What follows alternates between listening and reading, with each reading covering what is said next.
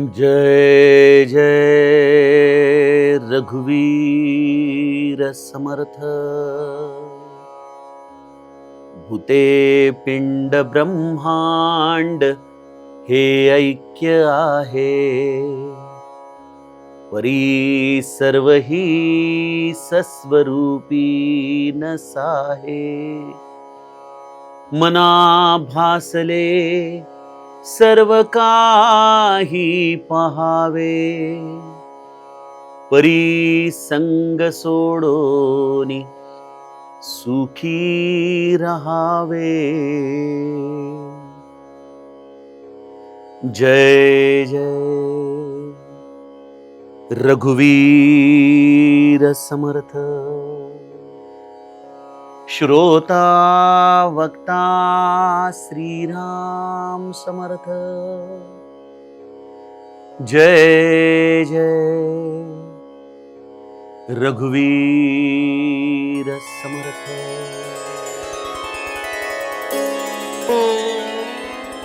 श्रीराम आपल्या सर्वांच्या हृदयस्थ वसणाऱ्या आत्मारामास साष्टांग प्रणिपात करून मनोबोध एक अंतरयात्रा हा श्री समर्थ रामदास स्वामी विरचित मनाच्या श्लोकाचा जो आपण अभ्यास करत आहोत, सज्जन हो, आज आपण त्यातील श्लोक क्रमांक 187 याचं चिंतन अभ्यासणार आहोत। समर्थांनी गेल्या श्लोकामध्ये आम्हाला रघुनाथाचा पत्ता सांगितला। सदा सर्वदा राम सन्निध आहे, तो रामराया नित्य माझ्या जवळच आहे। मग त्यासाठी काय करावं? मना सज्जना सत्य शोधून पाहे। हे मना, अरे हे सत्य जाणून घे, अनुभव। मग त्यासाठी आपण समर्थ कृपेने या मनाला दिशा बदलवण्याचं एक शास्त्र समजावून सांगण्याचा प्रयत्न केला की हे जे मना तू निरंतर या इंद्रियांच्या आधारानेच केवळ हा आनंद शोधतोयस ना, तो आनंदाचा साठा, तो आनंदाचा झरा तुझ्या आतच आहे रे बाळा। म्हणा, अरे थोडं इंद्रिय विन्मुख हो, त्यांच्याकडे पाठ कर, आणि ज्या क्षणी पाठ करशील त्या क्षणी तुला या रामरायाचं दर्शन होईल, त्या क्षणी तुला आत्मज्ञान होईल, त्या क्षणी तुला जो जीवनामध्ये तू शोधत होतास तो स्वाभाविक आनंद प्राप्त होईल। अशी ही मनाला इंद्रिय विन्मुख करणारी स्थिती आणणं याचं नाव आहे साधन। आणि ज्या क्षणी हे मन आपलं बदलतं, पालटतं, वेगी माझ्या मना पालटावे। समर्थ देखील रामाला सारखा निरंतर हाच धावा करायचे की माझ्या मनाला बदल, माझ्या मनाला पालटव। हे रामा, हे सगळं तुझ्या कृपेनेच होणं शक्य आहे। तू माझ्या आतमध्ये आनंद स्वरूप असूनही हे मन अजूनही या देहाच्या इंद्रियांद्वारेच आनंद बाहेर शोधतंय। रामा, मनाला बदल, मनाला पालटव। सज्जनो, हे मनाचं वृत्त्यंतर, ही मनाची स्थिती बदलणं, यामध्ये समस्त गुरुकृपा, ईश्वरीय कृपा सामावलेली आहे। यामध्येच साधनेचा खरा पुरुषार्थ सामावलेला आहे, यामध्येच संतपण सामावलेलं आहे। हे ज्याला जमलं त्याला परमार्थ उमगला बघा। मग इथं समर्थांसारखे संत ही माऊली असल्यामुळं आणखीन कनवाळू होते, आणखीन आम्हाला या मनाचं ही दिशा पालटण्याचं सामर्थ्य विचारांच्या आधाराने समजू लागते। कसं मन पालटवावं, काय करावं जेणेकरून या रामस्वरूपाचं दर्शन होईल, त्याचं विवरण समर्थ आम्हाला आजच्या श्लोकामध्ये सांगतात। आपल्या मनाशी संवाद करताना समर्थ माऊली मनाला म्हणतायत, भूते पिंड ब्रह्मांड हे ऐक्य आहे, परी सर्व ही सस्वरूपी नसाहे। मना भासले सर्व काही पहावे, परी संग सोडोनी सुखी रहावे।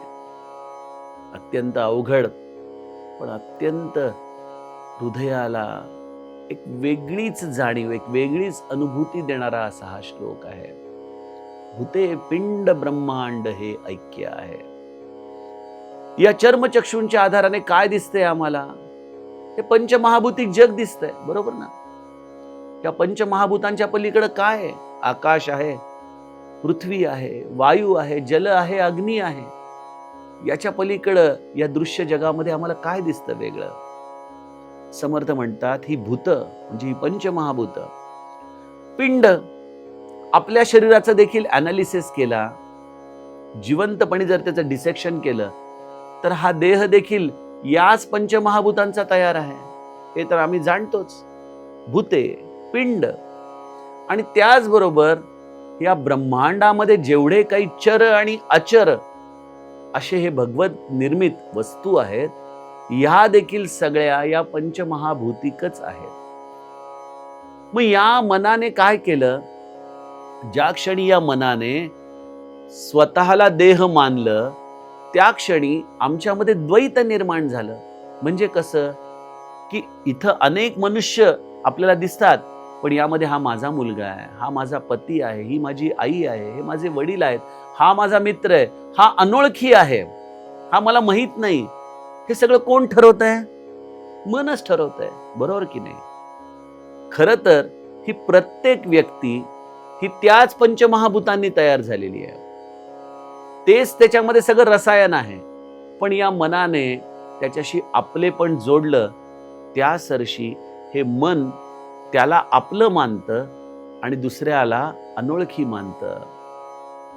भूते, पिंड, ब्रह्मांड हे ऐक्य आहे. हे सगळं म्हटलं तर एक काला आहे, एक मिश्रण आहे. आपण म्हणाल कसा काला बरं? दोन व्यक्ती आहेत समजा सज्जनो. या दोन व्यक्ती देखील एकरूप आहेत. भौतिक दृष्ट्या, लौकिक दृष्ट्या मी तुम्हाला सांगतो. आपण म्हणाल कसं? बघा, पंचमहाभूतांमध्ये आम्हाला जड तत्व तर दिसतात. पृथ्वी आहे, बरोबर, जल आहे, अग्नी आहे, वायू आहे, हे सगळे आम्हाला जाणवतात. एक आकाश तत्व जे आमच्या शरीराच्या आतमध्ये फुफ्फुस रूपी, धमन्या रूपी पोकळ्या आहेत, त्यांमध्ये आहेच. पण बाह्यांगाने जर विचार केला तर दोन व्यक्तींना देखील आकाशानेच जोडलंय ना. म्हणजे या दोन व्यक्ती देखील अभिन्न नाहीच आहेत. या दोन व्यक्ती देखील एकरूपच आहेत. या पंचमहाभूतांचा हा एक प्रकारे गोळा आहे. आणि या गोळ्यामध्ये सगळंच काही एकरूप झालंय, एक जिन्सी झालंय. जसं आपण दिवाळीच्या वेळेला चकलीची भाजणी करतो, कितीतरी वेगवेगळ्या प्रकारच्या डाळी एकत्र भाजून त्याला दळून आणतो. दळल्यानंतर त्यांना वेगळं काढता येणं शक्य आहे का? अजिबात नाही. त्याप्रमाणे सज्जनो, गुणात्मक दृष्टीने या जगामध्ये अनंत जीव आहेत, अनंत लोक आहेत. बघा, या भगवंताची लीला पण कशी आहे.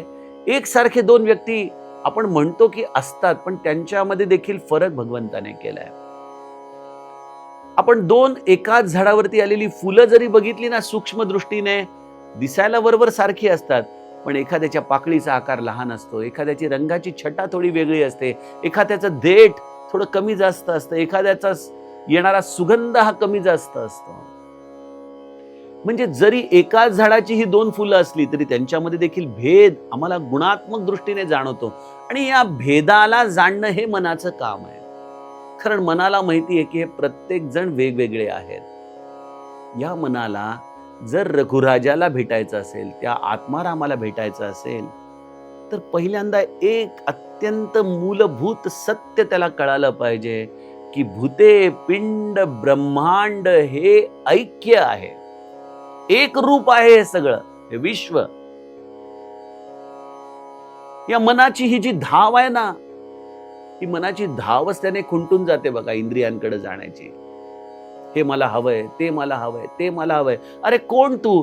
तूच या एका गोळ्याचा भाग आहेस. यामध्ये तू स्वतःचं हे भ्रमात्मक अस्तित्व ठेवून मला हे हवंय, मला हे हवंय, या जाणीवेने जगणारा तू आहेस तरी कोण? तुझं अस्तित्व तरी काय? आणि कोणाकडून काय मागतोयस? कारण हे सगळं ऐक्य रूप आहे. कदाचित हे बुद्धीच्या पातळीवरती तुम्हाला कळू शकणार नाही की हे ऐक्य कसं आहे. मनाच्या पातळीवर तर कळतच नाही, कारण मन हे आसक्तीने गुंतलेलं आहे. मन हे गुणात्मक आहे आणि त्यामुळे गुणात्मक वस्तूच मनामध्ये द्वैत निर्माण करत असतात. आत्ताच माझ्याकडे मध्यंतरी उपासना झाली श्री ब्रह्मचैतन्य महाराज गोंदवलेकरांची, आणि त्यामध्ये त्या दिवशीचं मला वाटतं 29 मार्चचं ते प्रवचन आहे. जे दररोज प्रवचन वाचणारे लोक आहेत त्यांनी जरूर 29 मार्चचं प्रवचन वाचावं. तुम्हाला या श्लोकाचा अर्थ गुरुमाऊलीने किती सहज समजावून सांगितलं हे कळेल. काय म्हणतात यामध्ये महाराज? महाराज म्हणतात की या जगामध्ये दिसणारी प्रत्येक गोष्ट ही निर्गुणच आहे. अरे निर्गुण कशी?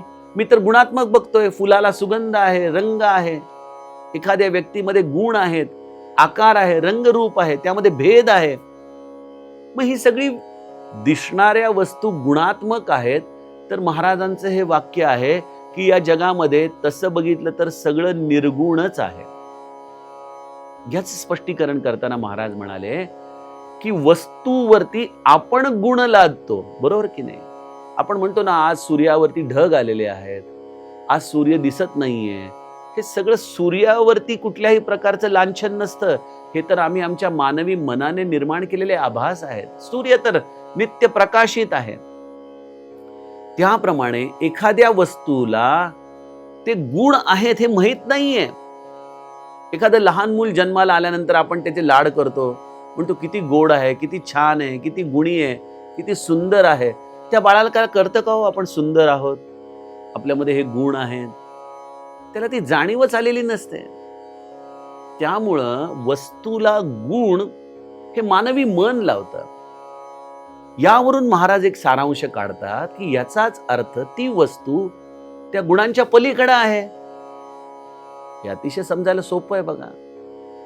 त्या वस्तूला जाणण्यासाठी फक्त गुणाच्या पलीकडे जायचंय. त्या गुणांचा त्याग केला की ती वस्तू ही निर्गुण निराकारच आहे. ज्याला गुण नाही तो निर्गुण आहे. खरोखर सद्गुरु माऊलीचे शब्द ज्याला कळाले तो धन्य आहे. आणि हेच माझे समर्थ इथं म्हणतात, भूते पिंड ब्रह्मांड हे ऐक्य आहे.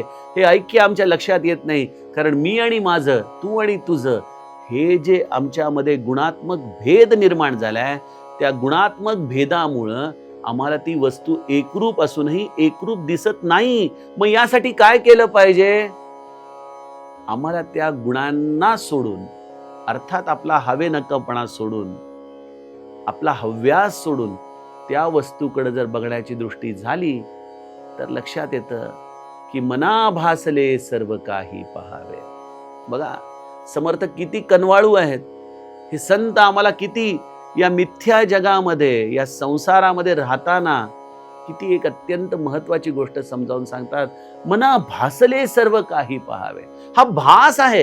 हे जे गुण आम्हाला त्या व्यक्तीमध्ये दिसत आहेत किंवा त्या व्यक्तीला आम्ही त्या गुणाच्या आधाराने ओळखतो, हा सगळा भास आहे. त्या भासाच्या पलीकडे त्या व्यक्तीचं रूप आहे, जो एकजिन्सीपणा आहे. बघा महाराजांना एकदा एकाने विचारले की महाराज, परदुःख शीतळ असतं ना, मग आम्हाला हे कळत नाही की आम्हाला जर कुठलं दुःख झालं तर त्याचा त्रास तुम्हाला का होतो? आमचं दुःख तर तुमच्यासाठी शीतळ असलं पाहिजे. महाराज म्हणले, तुम्ही सांगता ती म्हण अगदी बरोबर आहे, परदुःख शीतळ असतं. पण म्हणे आता मी माझा कुठे राहिलोय? मी तर सगळा तुमच्यातच होऊन गेलो ना. त्यामुळे तुमचं दुःख आता मला माझं वाटतं आणि या देहाचं दुःख मला परदुःख वाटतं. त्यामुळे मला माझं दुःख शीतल वाटतं म्हणे. सज्जनो, ही आत्मस्वरूपाची अवस्था, ज्याला या गुणमायेचा वेढा सोडवता येतो ना, त्यालाच कळू शकते. मना भासले सर्व काही पहावे. भूते पिंड ब्रह्मांड हे ऐक्य आहे. परी सर्वही सस्वरूपी नस आहे. जो आत्मज्ञानाच्या पातळीवरती गेला आणि जेव्हा त्याने मागं वळून बघितलं, भगवद्गीतेचा 15वा अध्याय सांगते की जेव्हा मागं वळून बघितलं तेव्हा हा वृक्षच गायब झाला, काहीच राहिलं नाही तिथं. ही गुणात्मक सृष्टीच एक प्रकारे लयाला गेली, विसर्जित झाली. कारण या स्वस्वरूपाच्या अँगलने बघितलं. जसं मी काही दिवसापूर्वी तुम्हाला एका श्लोकामध्ये सांगितलं की स्वरूपी उदेला अहंकार राहो, तेने सर्व आच्छादिले व्योम पाहो. दिशा पाहता ते निशा वाढत आहे, विवेके विचारे विवंचूनी पाहे. स्वरूपावरती अहंकार येणं, सूर्यग्रहणाच्या कल्पनेच्या आधाराने आपण तो श्लोक समजून घेत होतो, त्यामध्ये एक अत्यंत महत्वाची गोष्ट आपण बघितली की पृथ्वीवरती राहणाऱ्या व्यक्तीला सूर्यग्रहण दिसतंय, पण समजा एखादा मनुष्य, एखादा सूक्ष्म तत्व सूर्याच्या दृष्टिकोनातून पृथ्वीकडे पाहत असेल तर एकतर त्याला ती पृथ्वी दिसणारच नाही, कारण सूर्याच्या मानाने पृथ्वी कुठे आहे. पण तरी देखील या सूर्याला आम्ही खग्रास सूर्यग्रहण झालं, सूर्य पूर्ण झाकोळला गेला इथपर्यंत बोलतो. तसं सज्जनो, या जीवाला देखील जीवात्मक पातळीवरतून जेव्हा आपण बघतो तेव्हा भेद दिसतात, गुणात्मक भेद दिसतात. पण स्वरूपाच्या दृष्टिकोनातून जेव्हा आपण जीव पातळीवरती बघायला जातो तेव्हा काहीच राहत नाही, सगळंच मावळून जातं. म्हणून समर्थ म्हणतात की भूते पिंड ब्रह्मांड हे ऐक्य आहे, परी सर्व ही सस्वरूपी नसाये. मग काय करा, आम्ही काय करायचं प्रापंचिकाने, नेमकं टेकावे काय, ऍप्लिकेशन कसं करायचं याचं. मना भासले सर्व काही पहावे. बघा, ही सूट देतात हे केवळ समर्थांसारखे संत देऊ शकतात, जे आत्मज्ञानी आहेत. श्री महाराज याचंच अनुमोदन करताना म्हणायचे की सगळा मिथ्या संसार आहे, ठीक आहे, पण तो आपल्या रामानेच बनवलाय ना, हे मिथ्यत्व देखील रामाच्या सत्तेनेच दिसतंय ना मला. मग त्या प्रपंचामध्ये राहावं, पण ते कसं राहावं, तो प्रपंच रामाचा समजून राहावं.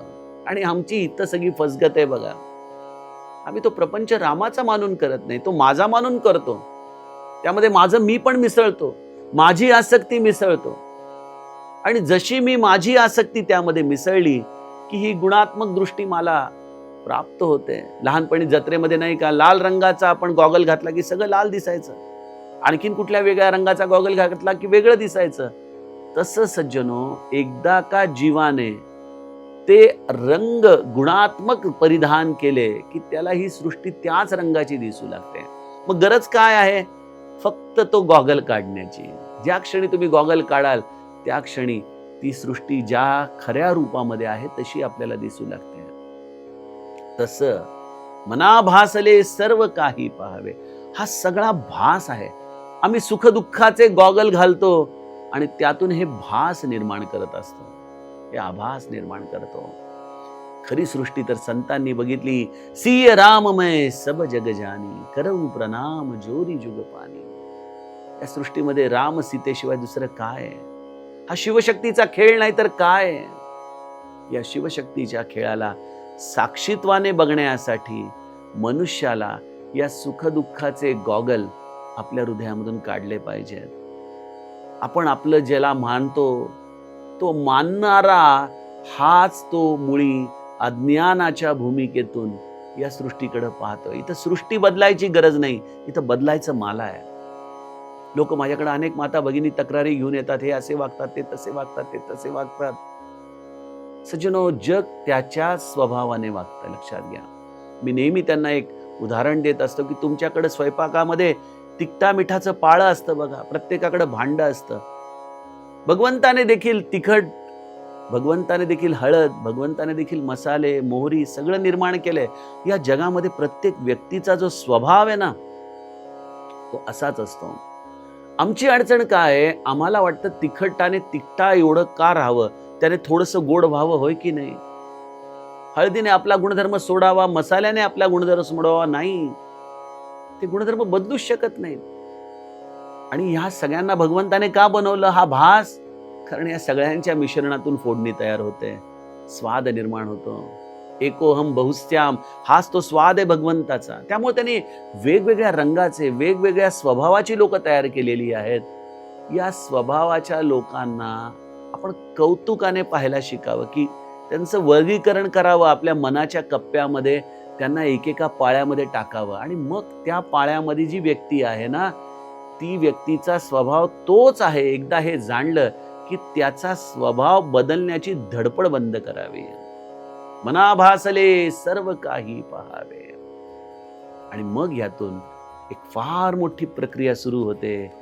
परी संग सोडोनी सुखी राहावे. वेळेअभावी या श्लोकाचं वर्गीकरण करता येणं शक्य नाही, परंतु परी संग सोडोनी सुखी राहावे हा यामधला अत्यंत महत्वाचा भाग आहे. त्याचं चिंतन आपण उद्याच्या श्लोकामध्ये सुरुवातीला बघूया. जानकी जीवन स्मरण जय जय राम. जय राम.